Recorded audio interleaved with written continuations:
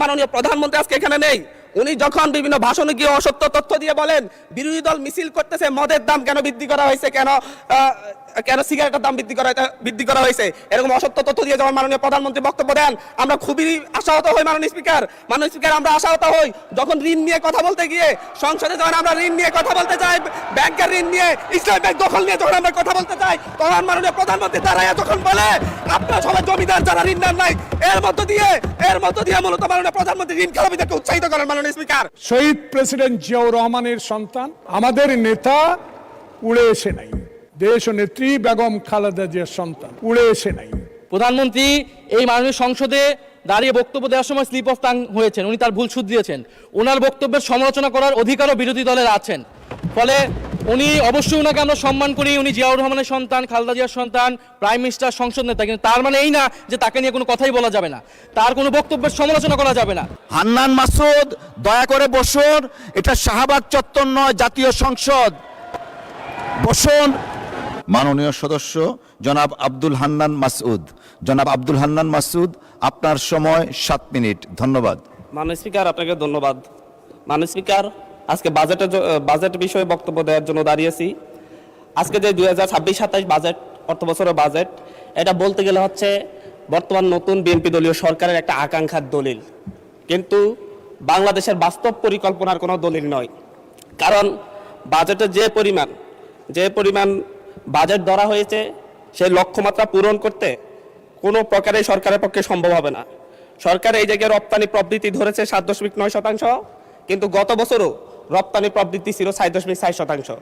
গত এক বছরে রপ্তানি আয় বাংলাদেশের গত 6 মাসে রপ্তানি আয় সর্বোচ্চ গত 10 বছরের মধ্যে সবচাইতে বেশি কমেছে, কিন্তু সরকার এই জায়গায় 7.9% প্রবৃদ্ধি, রপ্তানি প্রবৃদ্ধি ধরে মূলত হচ্ছে বাস্তবতাকে অস্বীকার করেছে।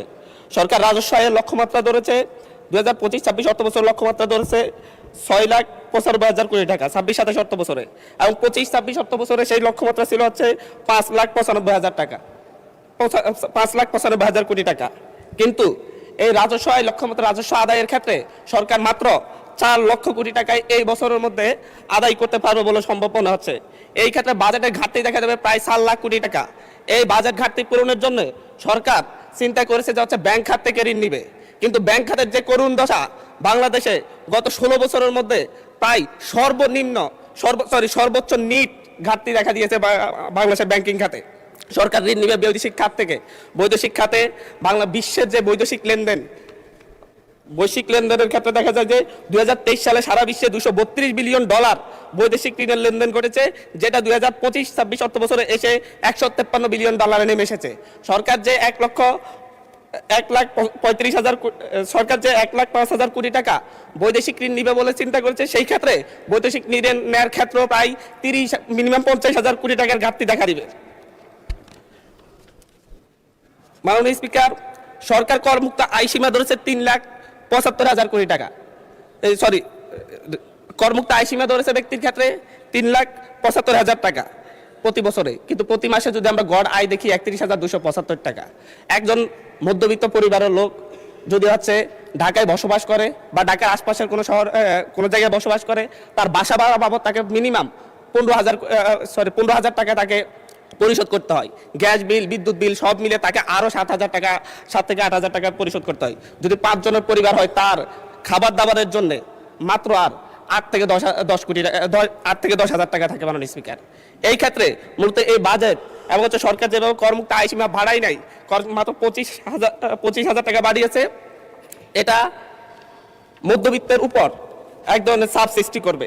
সরকার খাদ্য নিরাপত্তা নিশ্চিতের ক্ষেত্রে বারবার বলেছে খাদ্য নিরাপত্তা নিশ্চিত করবে, কিন্তু সেই ক্ষেত্রে এডিপি বরাদ্দ, কৃষি বরাদ্দ 7.7% থেকে নেমে 3.6% নির্ধারণ করা হয়েছে। এর মধ্য দিয়ে বাংলাদেশ মারাত্মক খাদ্য নিরাপত্তার হুমকির মুখে পড়বে। পাশাপাশি হচ্ছে বাংলাদেশের খাদ্য উৎপাদনের পরে যে মধ্যস্বত্বভোগীরা যে পরিমাণ সাদাবাজদের মাধ্যমে এবং মধ্যস্বত্বভোগীদের মাধ্যমে 10 টাকার পণ্য যেভাবে 70 টাকায় রূপান্তরিত হয়, সেটা বন্ধ করার ব্যাপারে, নিয়ন্ত্রণ করার ব্যাপারে সরকারের কোনো পদক্ষেপ আমরা লক্ষ্য করতেছি না। মাননীয় স্পিকার, আমরা আজকে এই 24 পরবর্তী এই সংসদে এসে আমরা একটা খ্যাতির বিড়ম্বনা দেখতে পাচ্ছি। মাননীয় স্পিকার, সর্বশেষ এরকম খ্যাতির বিড়ম্বনা দেখা গিয়েছে এবং শেখ মুজিবুর রহমানের ক্ষেত্রে যেদিকে তাকিয়েছি শিক্ষা প্রতিষ্ঠানের নাম বলেন, বিশ্ববিদ্যালয়ের নাম বলেন, রাস্তাঘাটের নাম বলেন, সব শেখ মুজিবুর রহমানের নামে। শেখ মুজিবুর রহমান মৃত ছিলেন, উনি হয়তো জানতেন না ওনার নামে সব জায়গায় এত কিছু নামকরণ করা হয়েছে, কিন্তু আমাদের এই সংসদে একজন প্রতিমন্ত্রীর সেই খ্যাতির বিড়ম্বনা আমরা দেখতে পাচ্ছি। উনি কিছুই জানেন না, কিন্তু 10-12টা শিক্ষা প্রতিষ্ঠানের নাম ওনার পরিবারের নামে হয়ে যায়, রাস্তাঘাটের নাম হয়ে যায় এবং এমনকি ইউনিয়নের নাম পর্যন্ত হয়ে যায়। এটা একটা মিরাকল মাননীয় স্পিকার। মাননীয় স্পিকার, আমরা এমন এক মিরাকল সংসদে আছি যে সংসদ আমরা প্যাসিবাদকে উৎখাত করে আমরা এই সংসদে এসেছি, সকলেই কম বেশি নির্যাতিত হয়েছে। কিন্তু আমরা দেখতে পাচ্ছি যে সীমান্ত হত্যা নিয়ে ভারতের দালালি যেভাবে হচ্ছে, ভারতের দালালি যেভাবে আওয়ামী সরকার করতো, ফ্যাসিবাদী সরকার করতো, ঠিক একইভাবে আমাদের এই সংসদের বিভিন্ন মন্ত্রীরাও একই ধরনের ভারতীয় ভাষায় কথা বলে এবং ফ্যাসিবাদী স্বরাষ্ট্রমন্ত্রী যেভাবে বক্তব্য দিতেন, আমাদের স্বরাষ্ট্রমন্ত্রী সে একইভাবে বক্তব্য দিচ্ছেন যে মাননীয় স্পিকার, সকল সীমান্ত হত্যা বলা যাবে না। আমরা বলছি প্রত্যেকটা সীমান্ত হত্যাই হত্যা, প্রত্যেকটা সীমান্ত হত্যাই আমাদের সার্বভৌমত্বের জন্য হুমকি। মাননীয় স্পিকার, বাংলাদেশে আমরা 2024-এর পরবর্তী এতদিন আমরা মব কালচারের কথা বলেছে, হচ্ছে ডক্টর ইউনূস সরকারের সময় মব কালচার অনেক বৃদ্ধি পেয়েছে, কিন্তু আমরা দেখতে পাচ্ছি বাংলাদেশ ব্যাংকে মব সৃষ্টি করে গভর্নরকে বের করে দেওয়া হচ্ছে। আমরা দেখতে পাচ্ছি বাসুসে মব সৃষ্টি করে বাসুসের এমডিকে বের করে দেওয়া হয়েছে। কেন? সরকার ক্ষমতা আছে, সরকার কেন মব সৃষ্টি করে বের করতে হবে? সরকার তো তাদেরকে প্রত্যাহার করে নিলেই বা চাকরি চুক্তিভিত্তিক চাকরি নিয়োগ বাতিল করলে হয়ে যায়। এই ক্ষেত্রে সরকার মবের আশ্রয় নিয়েছে। গত 4 মাসে 17 জন শিশুকে দর্শনের পর হত্যা করা হয়েছে, 118 জন শিশুকে দর্শন করা হয়েছে। কিন্তু আমরা দেখছি যে এবং সারা বাংলাদেশে এই দর্শনের সংখ্যা প্রায় 5 শতাধিক এবং সারা বাংলাদেশে 6 শতাধিক খুনের ঘটনা ঘটেছে। আমরা স্বরাষ্ট্রমন্ত্রীকে এখানে প্রেমজনিত একটা শিবির নেতার ব্যাপারে আমরা এখানে বিবৃতি দিতে দেখেছি, কিন্তু মাননীয় স্পিকার, আমরা ওনার নিজ আসনে ডাকাতির পরে মা মেয়েকে যে দর্শনের ঘটনা ঘটছে সেটার বিবৃতি আমরা এই সংসদে দেখি না। মাননীয় স্পিকার, বাংলাদেশের ন্যায় বিচার সুবিচারের কথা বললে সেটা যদি হচ্ছে একপাক্ষিক হয়ে যায়, দলীয় হয়ে যায়, আরো বড় সমস্যা। আমি এই সংসদে বলেছিলাম আমার এলাকায় অভিযোগ উঠেছে শাপলাকলিতে ভোট দেওয়ার কারণে বিএনপির লোকজন একজন নারীকে দর্শন করেছে। আজ পর্যন্ত এটার কোনো সরকারি তদন্ত রিপোর্ট নাই। এই ব্যাপারে আমাদের স্বরাষ্ট্রমন্ত্রী এখানে দাঁড়িয়ে কোনো ব্যাখ্যা দিবেন কিনা মাননীয় স্পিকার আমি জানি না। মাননীয় স্পিকার, আমাদের এই একটা বাজেটে ঠিক পূর্ব বাজেট ঘোষণার পর দিনই বাংলাদেশে নিত্য পণ্যের দাম বৃদ্ধি হয়ে গেছে। চালের কেজি বেড়ে গেছে 7 টাকা, আমাদের তেলের লিটারে বেড়েছে 5 টাকা। কিন্তু হচ্ছে আমরা সরকার বলছে জনগণের আস্থা ফিরে এসেছে, কিন্তু মাননীয় স্পিকার আমাকে আরো 3 মিনিট সময় বাড়িয়ে দিবেন। আমি এই কথাগুলো বলতে চাচ্ছি জনগণের হয়ে। মাননীয় সদস্য, সম্মানিত বিরোধী দলীয় চিফ হুইপ 7 মিনিট দিয়েছেন আপনাকে সময়, তারপরেও আমার ডিসক্রিপশনে আরো 1 মিনিট বাড়ানো হলো। ধন্যবাদ। মাননীয় স্পিকার, সরকারের এই বাজেটের উপর যে জনগণের আস্থা নেই, ব্যবসায়ীদের আস্থা নেই, তার প্রমাণ বাজেটে খাদ্যপণ্যের দাম কমানোর একদিন ঠিক অব্যাহতির পরেই চালের দাম, ডাইলের দাম বাজারে, খুচরা বাজারে বেড়ে যাওয়া। মাননীয় স্পিকার, আমাদের মাননীয় প্রধানমন্ত্রী আজকে এখানে নেই।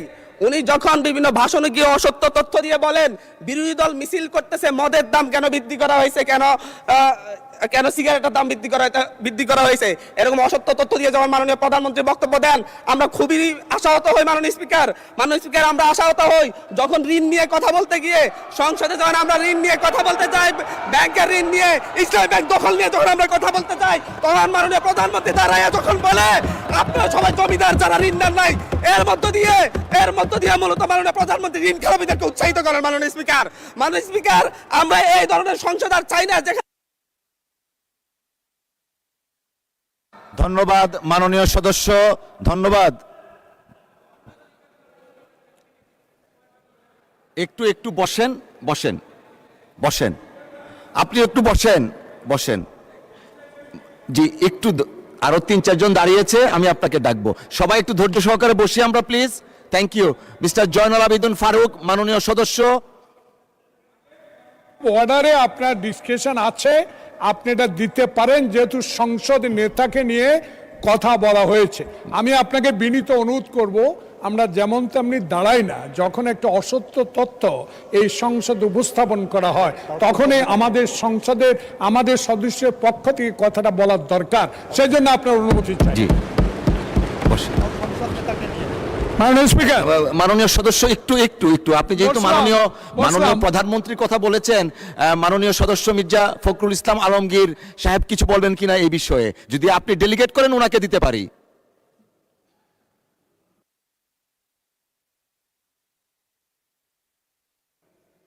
জি জি, জয়নুল আবেদিন ফারুক সাহেব, মাননীয় স্পিকার, 2 মিনিট আপনার জন্য, 2 মিনিট। আমরা এই সংসদকে কার্যকর করার জন্য উভয় পক্ষে একটা সম্মতিতে এসেছি। এই সংসদে কোনো অসত্য বাক্য উত্থাপন করা হোক বা এমন কথা বলা না হোক যেই কথায় আমাদের মান সম্মান হানি হয়, সংসদ নেতাকে কটূক্তি করা হয়। এ বিষয়ে আজকে নতুন প্রজন্মের জুলাই আন্দোলনের নেতা, উনি আমাদের নোয়াখালী অঞ্চলেরই মাননীয় সংসদ সদস্য, উনি একটি বক্তব্য রেখেছেন। এটাতে আমরা খুবই ক্ষুব্ধ, কারণ আমাদের নেতা উড়ে এসে নাই। শহীদ প্রেসিডেন্ট জিয়াউর রহমানের সন্তান, দেশ নেত্রী বেগম খালেদা জিয়ার সন্তান। 16 বছর ধরে যিনি এই দেশের মানুষের গণতন্ত্রের জন্য, ভোটাধিকারের জন্য সংগ্রাম করেছেন। আজকে কোনো লুটের ভোটে নয়, 10টা হুন্ডার 20টা গুন্ডার ভোটে নয়, একটা সুষ্ঠু ভোটের মাধ্যমে সংখ্যাগরিষ্ঠ অর্জন করে সরকার গঠন করেছেন। তাই আমরা আজকে যে অসত্য সংসদ নেতা নিয়ে অসত্য কথা বলেছেন, এটা এক্সপান্স করার জন্য আপনার কাছে বিনীত অনুরোধ জানাচ্ছি।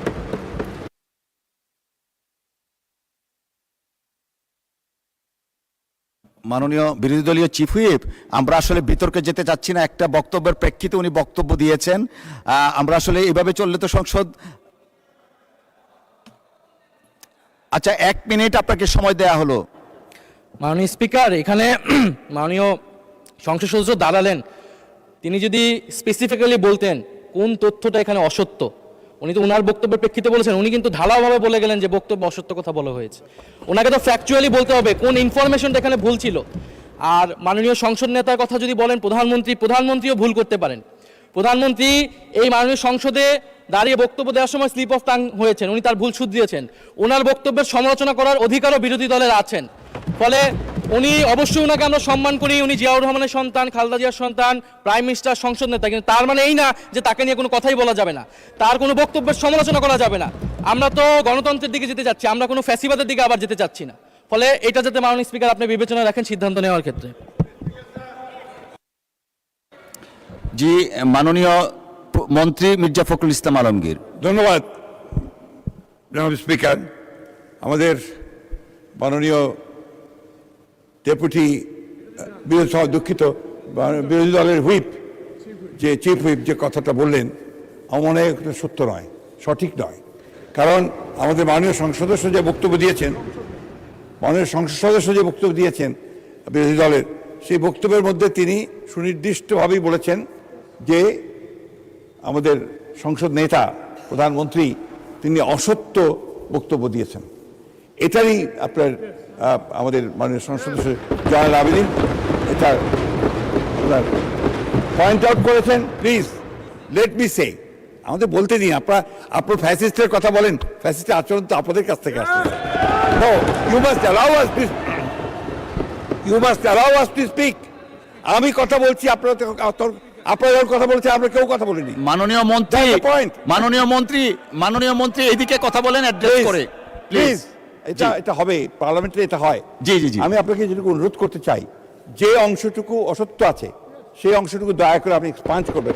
কারণ আমাদের সংসদ নেতার বক্তব্য সম্পর্কে কোনো অসত্য বক্তব্য এখানে মেনে নেওয়া যাবে না। মাননীয় স্পিকার, ধন্যবাদ।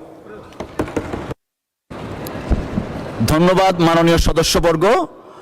আমরা হান্নান মাসুদ সাহেব, আপনার টাইম ইজ আপ, প্লিজ বসেন। এইভাবে সংসদে যখন খুশি তখন দাঁড়াবেন, this is not the norm. Please take your seat mister Hannan Masud. মাননীয় সদস্য, দয়া করে আপনি বসুন, দয়া করে বসুন। হান্নান মাসুদ, দয়া করে বসুন। এটা শাহবাগ চত্বর নয়, জাতীয় সংসদ। বসুন। May I humbly request you to take your seat, please? আপনি বসেন।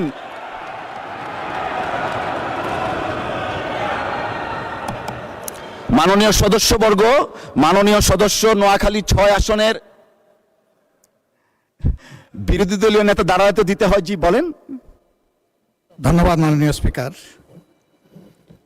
আমাদের এই হাউজেরই একজন সদস্য হান্নান মাসুদ বক্তব্য রাখতে গিয়ে তিনি সংসদ নেতার ব্যাপারে কিছু কথা বলেছেন। আমি আপনাকে অনুরোধ করব বাইরের কোনো বিষয়কে টেনে এখানে এনে এক্সপাঞ্জ করা বা বক্তব্য দেওয়া কোনোটাই যেন এলাও না করা হয়।